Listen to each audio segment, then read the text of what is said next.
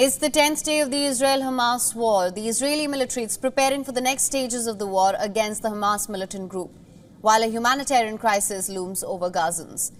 In the latest, the Israeli army has offered once again a window to civilians to escape from the north and move to the southern part of the Gaza Strip.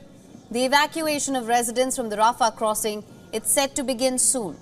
The Israeli Defense Forces will open the Rafah border crossing between 8 a.m. and 12 p.m. local time, allowing foreign nationals to cross the Egypt border and evacuate from the war zone. Foreign nationals currently in Gaza can cross over to Egypt. This according to the Palestinian embassy. Nationals with dual nationality will be allowed to cross over to Egypt. Humanitarian aid will also begin crossing into Gaza once this crossing opens. Earlier, US President Joe Biden said in an interview that any move by Israel to occupy the Gaza Strip again would be a big mistake. I think it'd be a big mistake. Look, what happened in Gaza, in my view, is Hamas and the extreme elements of Hamas don't represent all the Palestinian people.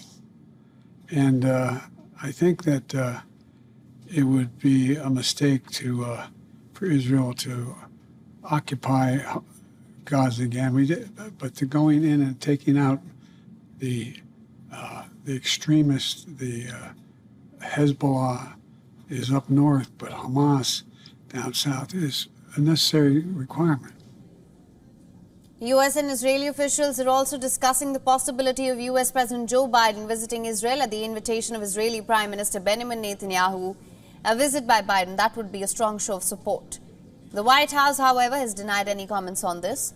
U.S. Secretary of State Antony Blinken continued his outreach activities in the West Asian region. He completed his six-nation tour with a visit to Jordan. Blinken says the nations in the region believe any spillover of the Israel-Hamas conflict must be averted. Blinken, after his meeting with Egyptian President Abdel Fattah al-Sisi, said, I'm quoting here, Rafah crossing will be reopened. We're putting in place with the United Nations, with Egypt, with Israel, with others, a mechanism by which to get the assistance in and to get it to the people who need it. This while Palestinian President Mahmoud Abbas said that the policies and actions of Hamas do not represent the Palestinian people. Staying with diplomacy, Iran has also warned Israel of escalation if it failed to end aggression against Palestinians and stated the resistance front can defend itself. So far, 1,400 people have been killed in the Hamas attacks, and the attacks since then, most of them civilians. Meanwhile, Israel's attacks in the days since have flattened neighborhoods and has killed at least 2,670 people in Gaza, a majority of them civilians. Meanwhile, the Israeli military claims 155 people are being held hostage by Hamas since the Palestinian militant group staged its deadly attack last week. Meanwhile, Israel said it's restoring water supply to southern parts of Gaza. Israeli Minister of Energy and Infrastructure, this move will help push civilians to move south and would also make it possible to tighten Israel's siege on Gaza. And this comes as sounds of massive blasts continue to be heard in Gaza as an Israeli ground offensive looms.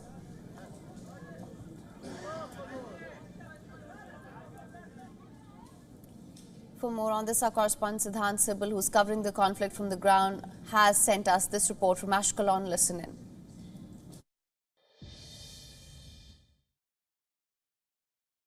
WION team is again traveling to southern Israel. Now we know that situation on the ground remains precarious. I'm in Ashkelon. This is a city that has been under attack several times. The rocket launches by Hamas from Gaza, and we know that there has been a build-up by the Israelis on the border with Gaza.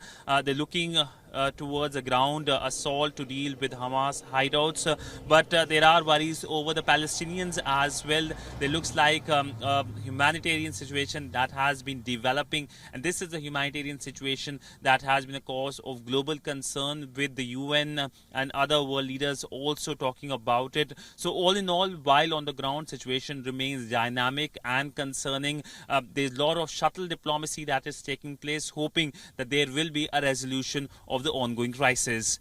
With video journalist Sanjeet Siddhant Sibal for WION in Ashkelon, Israel. WION is now available in your country. Download the app now. Get all the news on the move.